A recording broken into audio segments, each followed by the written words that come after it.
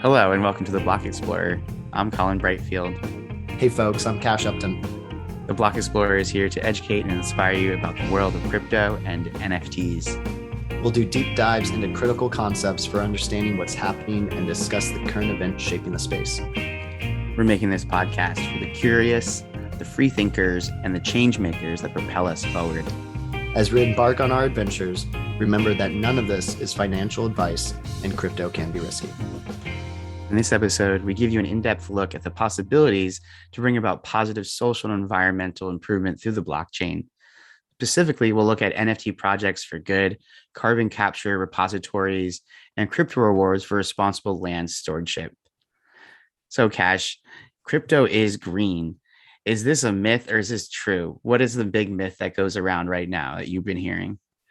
Yeah, I've been really excited to have this episode because there is a narrative right now about crypto being bad for the environment and a huge energy sink, which some of that is true. There is a lot of energy around Bitcoin mining and crypto mining, but there's also huge sectors of our industrial, infrastructure that are using big amounts of energy too, but they're not necessarily shouldn't exist. We just need to figure out how to do them responsibly. And what gets me really excited is there are a lot of nonprofit solutions out there, social justice, ecological, environmental benefits that can really come out of crypto. And we're here to talk about that today. Yeah, it's amazing to see just how much energy has already been committed to this space that sits at this intersection of crypto and environmental and social good and positive impact. And if you're not really looking for it, it's maybe not at the forefront. It's not, what you necessarily hear in mainstream media. Most of what you hear in mainstream media is, certain big market movements up or down. You hear about the meme coins, Dogecoin, Shiba Inu coin. You hear about these things. You hear about NFTs selling for lots of money. But really, what's a very thriving ecosystem of startups and projects and initiatives that really sit at this intersection of how can we make blockchain a tool that unlocks a way to incentivize locking carbon away and being a great story for the environment. Yep. And what I'll direct our listeners to is the wonderful Bankless episode about Moloch's challenge. So, what they talk about on Bankless often, which is a recurring theme, and what crypto can do is solve coordination issues. And because of the blockchain, because of the open source, because of the verifiable ledger, there are coordination challenges that can very easily be overcame, or more easily be overcame on the blockchain than they would have done in the traditional world that we live in right now. So using the blockchain to solve these coordination issues, climate change is a huge coordination issue. How much food do we throw away? How much energy do we waste? How much overabundance is there in some areas and how much is lacking in others? And with better coordination, a lot of our problems in the world can start being fixed. Fantastic, Cash. Thanks for saying that.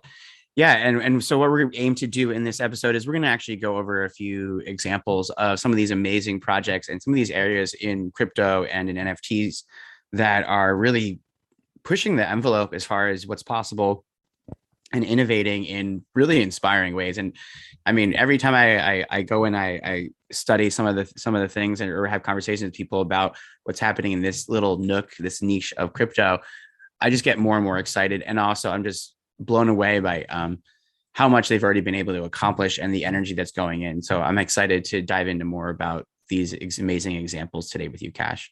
Agreed. Yeah. Today we want to solve the myth that it's not just rich white boys making more money on Bitcoin. There's a lot of really good that can come from. Yeah, I think that meme is really losing steam. And one of the major ways we can point to is even just the ETH 2.0 upgrade or the merge. So we're going to have this amazing, new way of managing transactions on Ethereum from proof of work to proof of stake. It's a way of processing the transactions that uses a heck of a lot less energy, 99.97%. So this whole critique that just comes in as far as like, just running blockchains is energy intensive.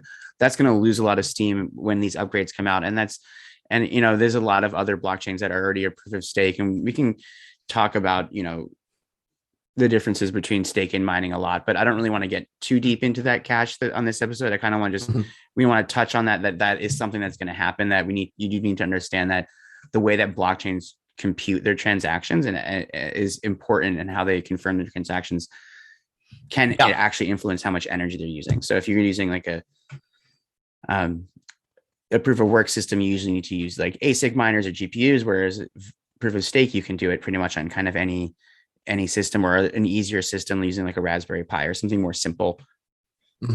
Yeah. And so what you're hitting on is our listeners will be able to find a very in-depth staking versus mining Tactical Tuesday in the coming week. So keep an eye out for that. But I like what you said about not needing the crazy ASIC processors too, because not only is there less energy usage for proof of stake, but there's less complex hardware and processing units that have to be purchased every few years because they then become obsolete.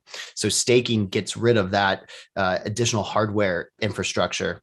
And then I also just really loved how you mentioned, to our audience, that Solana and a few other blockchains are already doing proof of stake.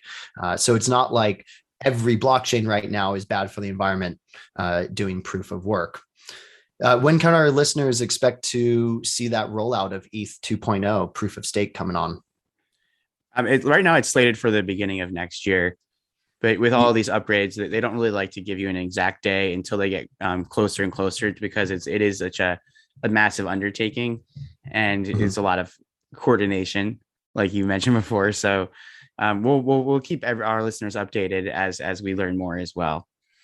Yeah, let's shift to go ahead. Latest I saw was Q1 or Q2, and it's getting a little closer to Q2 from what people are saying, but we'll keep our listeners up to date. Did you say Q Mu? Enunciate. Are you thinking of the NFTs for good and rescue mutts or rogue sharks? Yeah. Let's jump into our next segment on the blockchain for a better world, which are these NFT projects where they are essentially donating 5-10% of their royalties, resells to this nonprofit project of their choice. What can you tell us about Rogue Sharks? Rogue Sharks is really cool because they're taking about 10% of the royalties from their project, and they're donating to efforts to prevent the poaching of sharks that are used then for their fins, then are just used for shark fin soup. So a lot of times in some areas of the world, people hunt sharks, they kill the entire shark just to chop off just the fin, and then they just leave the rest of the shark to die.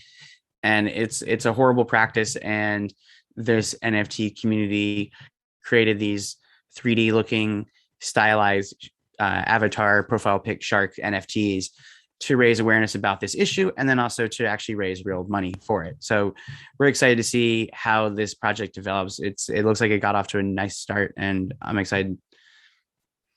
Yeah, I'm really excited too. We'll have a list in our show notes for our listeners who want to see other NFT projects like this. There's Rescue Mutts, which is helping humane societies. There's the Floyd Mayweather, which is feeding homeless, hungry kids. I'm sorry, not homeless, just hungry kids. So again, a bunch of different projects where they're not just trying to be art, but they're trying to give back too. And that's what gets us excited. Yeah, and then beyond the NFTs is really some of these really robust ecosystems that are starting to develop based around these new tools. And some of these new tools that are being developed is one of them is called the Regen Network, which is an entirely new kind of blockchain that is essentially they're aiming to be the foundation and an infrastructure for this whole new market of sequestering carbon on the blockchain and then tokenizing that carbon and creating an entire economy around that. So what can you tell us more about Regen Network, Cash? Yeah, we had a really great call today with the director of marketing, Dave Forston, for the Regen Network. And we're going to actually have a more in-depth interview with Dave and the founder of Regen Network in the coming weeks. So stay tuned for that. One of the biggest takeaways I had, just to kind of help wrap my head around it, is that This is a separate blockchain. It's its own blockchain. And the way that I conceptualized what Regen Network is doing is kind of thinking about how DeFi, decentralized finance, is working on Ethereum. And Regen's whole idea was to build this app layer for carbon sequestration, and to incentivize responsible land stewardship through these verifiable A+ carbon offsets, where people can know for sure that a project is being funded and being a beneficiary to the environment. Yeah, actually, and so they actually had a few really cool examples of this too. So there was an example where Sotheby's had an art auction of 27 artists, and they wanted to. It was called Natively Digital, and they wanted to offset the entire event that they were having with carbon offsets. And so they reached out to Regen, and Regen was actually able to coordinate this entire carbon offset with them using grassland carbon credits that they actually had created. Oh no, excuse me. The Sotheby's one was a Kenyan wildlife project. Right. Yeah. So they're having a verifiable project with 200,000 hectares of dry land and elephants, where they're doing social programs to help community members, and pretty much incentivize the stopping of poaching and illegal tree harvesting in Kenya, through these sales of NFTs. So really cool that they are actually doing the offset of NFTs already. And this event happened, I think, in June. So they did it just a few months ago. Yeah, it's amazing that it actually is a habitat that has up to 11,000 wild elephants in the region, and they are using carbon offset credits to use to make NFTs and make art from that is directly affecting the protection of these elephants in Kenya. So it's an amazing example of how there we can use creative tools and new technology and our love for art all together and incentivize a way of moving forwards in the world that is economically viable, but also, climate friendly. So, and then we had another example with Microsoft. Cash, what was going on with that one?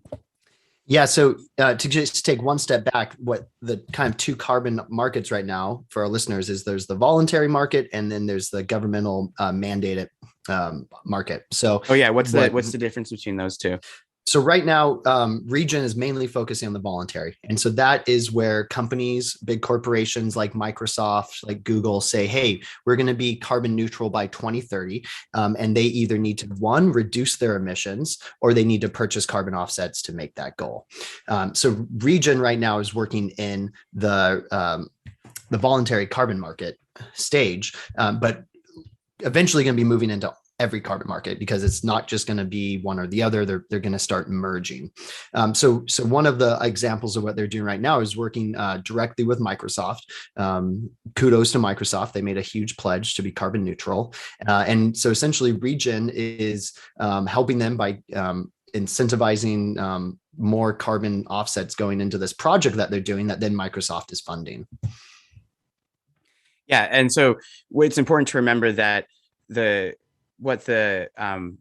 carbon emission allowances that a lot of governments issue is not what we're talking about here. So we're talking about the voluntary carbon market. So this is a market that exists that's an open market. And so that's why Regen and some of these other projects that we're going to discuss in a minute can do this. It's an open market. So they can actually create tools that incentivize people to not pollute, whereas governments are kind of giving a lot of companies, okay, we'll let you pollute X amount, Y amount this year, and if you pay us this much.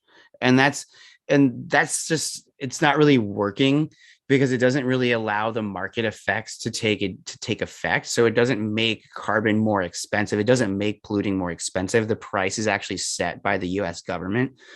For the US, essentially, like Biden actually, I think, just raised it to like $51. It was $50.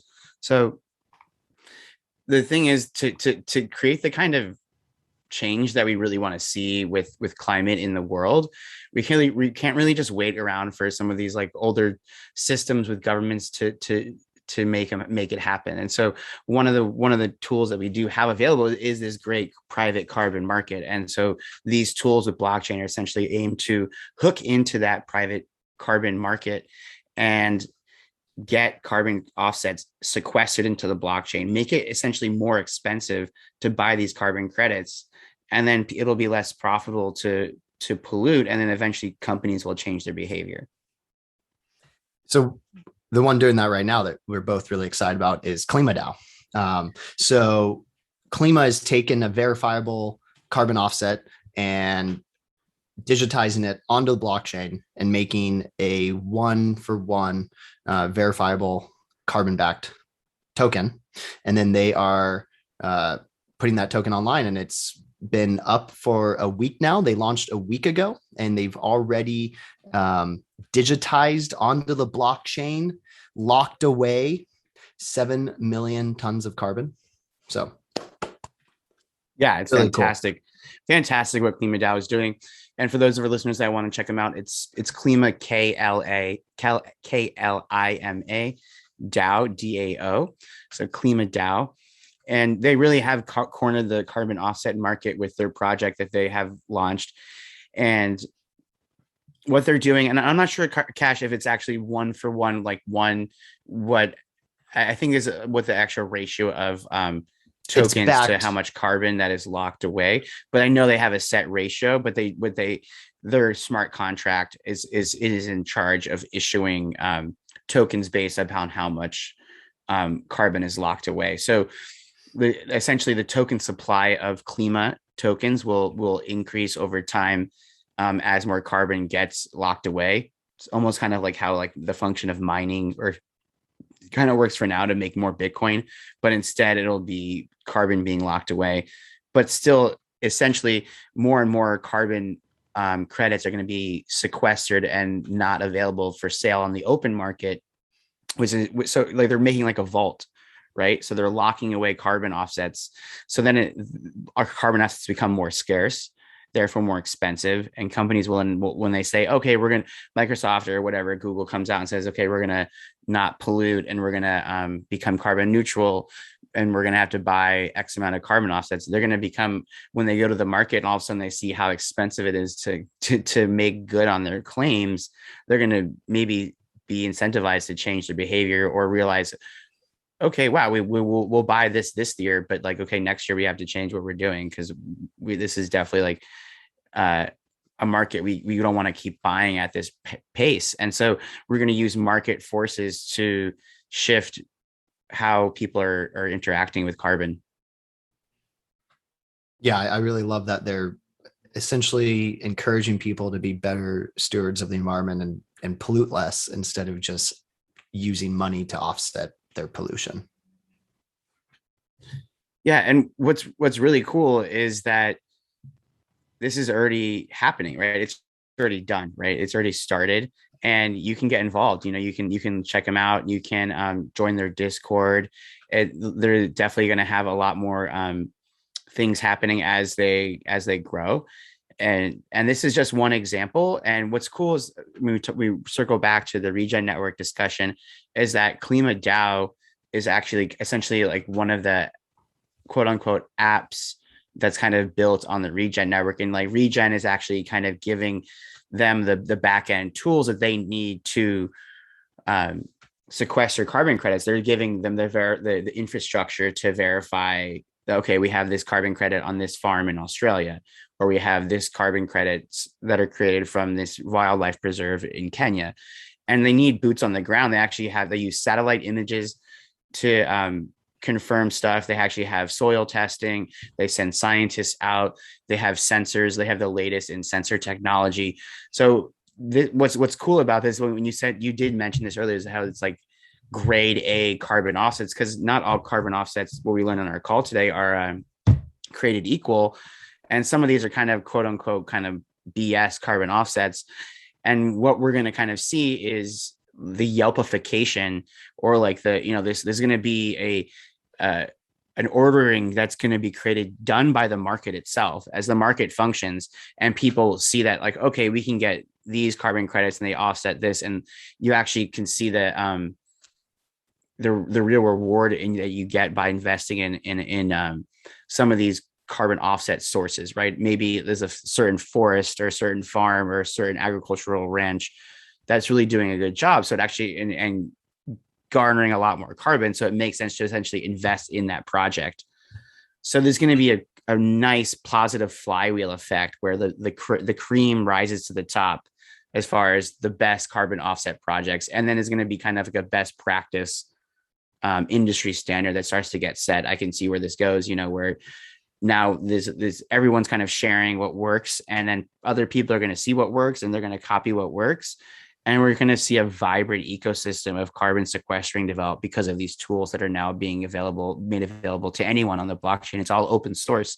So you don't have to ask permission to get involved. I mean, obviously right now to get approved and verified as a carbon offset project, that takes a verification process. But to start like a Klima DAO, right, to start an app on the layer on top of these blockchains that gets involved and finds different financial tools that you can use to that hooks into essentially sequestering carbon as your backing is endless. So I think this is just the tip of the iceberg when it comes to all of this. Absolutely. And just kind of bring it full circle, what I really loved in my light bulb moment today was kind of recognizing how what we've seen in the decentralized finance apps on top of Ethereum is essentially what they're trying to build for the carbon market on the regen network, where there are liquidity protocols and incentives for holding and locking up carbon and solving coordination issues. So really just kind of thinking like it's like the DeFi for carbon offsets, is what really helped my brain wrap around what they're trying to do. Yeah, well, if you look at like carbon offsets as almost as they're almost creating a monetary premium around carbon offsets and then issuing a currency that's backed by them, right? And so right now the Klima token represents ownership in these carbon offsets. So they're blocking up an asset that has a monetary premium, carbon offsets, and then issuing the token like a currency. Just like Ethereum, it has a value, a monetary premium, because it gives you access to use the Ethereum network, but then you can also own piece of the Ethereum network by owning Ethereum. So it's really, I think it's a fantastic evolution in this space. And one other project that we want to talk about in this episode is MakerDAO, and actually they're full circle to this whole currency idea is they're creating a clean money backed by renewable and green assets. Yeah, this was something I was really excited about. So MakerDAO, who is the backer of the DAI stablecoin, has pledged to invest in solar energy plants. So they're essentially using green investments and renewable energies to back the actual stablecoin DAI. Yeah, so those of us who maybe are newer to crypto might not know what stablecoins are, but stablecoins are a derivative of cryptocurrency that's based off the dollar. So it's a crypto dollar essentially. They're pegged to the dollar. They use, some of them are backed by an array of different assets. Some of them are algorithmic. There's different structures they use to keep their peg to the dollar, but essentially it's a crypto version of the US dollar. And pegging, meaning one DAI equals $1 at any point. One DAI equals $1. Another example is USDC, US dollar coin. And that's backed by a company called Circle. And they actually have an array of assets they use to back it, including dollars, gold, ETH, Bitcoin. I don't know. It's a whole array of different things. You can look on their website. There's also one called Tether. And there's a whole host of other ones. And another one's called Ohm. But it's a stable coin, but it's not necessarily pegged to the dollar. So it's a really interesting area of crypto and stable coins, and we'll do a deeper dive into all of them in another episode. But what's interesting, right, is the dollar used to be backed by gold, right? And we had the gold standard, and then we moved to fiat currency. Fiat means promise in Latin, and so it's the promise of the government that we believe in the dollar. But stable coins, one of the big critiques that a lot of them have had is how do you back them? And so Circle, they back them. They're a centralized company. They're based in New York City. They have an office, a headquarters. They back a lot of USDC with US dollars. And so one of the critiques people have is like, well, we're not really crypto decentralized native because you're backing everything with dollars, which are backed by the US government. So we're still kind of caught in this system of uh, the financial system that we're already in, because you're still kind of connected, right? You can't really fully cut the umbilical cord because one of the major assets that you're using in your system is still connected to the dollar, backed by the dollar. So you're still really much tied to it. So what's cool is MakerDAO has made DAI, it's a stable coin, and they're going to start backing this stable coin with clean assets. And Cash said that they've already invested in a solar energy plant, but they have bigger plans to diversify into other ones. And Cash, what are some of the other ones that they're going to invest in? I know that they're purchasing land that's climate change resistant, so just land that should not be developed or has the potential to sequester further carbon, and then just regenerative agriculture projects as well. Yeah, so basically they're trying to create a way for you, if you just buy and use DAI as a stable coin, you're helping the environment. And this currency is actually backed by assets that are going to rise in value because of the current trends. And it's kind of really much, very much taking a long-term view of where this is all going, and being smart with, how should we back currencies? Where is value going to be derived from in the future? And really understanding that, right? Where is value going to be? Value is going to be in places where you can still grow food. Value is going to be in solar plants, in wind energy, in hydroelectric plants, and all sorts of new technologies that are clean and green. And why not have a currency that represents that you're part of that paradigm, that you're involved in that economy? I mean, because we do vote with our money, right? So this is like, you want to vote for a clean future, vote by just like, instead of using dollars, use DAI. And like, by doing that itself, you're helping the world become greener. Just when you just go to the grocery store and buy your normal groceries, instead of dollars, use DAI.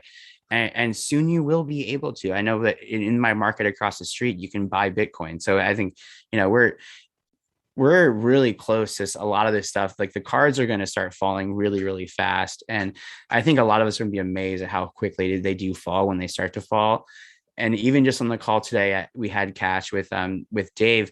He said some of these NFT solutions that they've been seeing people working on behind the scenes are going to start being rolled out in the next 30 to 60 days. And so another thing that always just amazes me is how fast and innovative this space is, and how smart people are and how quickly they are innovating.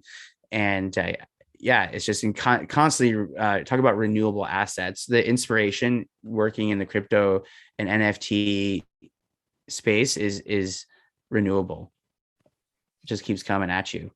Yeah. And I love, just this conversation right here, directs our listeners to use DAI instead of USDC or Tether if they want to be a little bit more responsible for the environment. And that's just something real easy. It already exists, and it's either that or USDC. What's the difference? It's pegged to the US dollar. So again, there's a few really easy solutions out there that can be done immediately. And then there's some really exciting projects that people are doing. So I'm really appreciative of all of our listeners that took the time today to listen to, how we can have a truer narrative of the methods of how we can make change and positive environmental and social impacts in our world.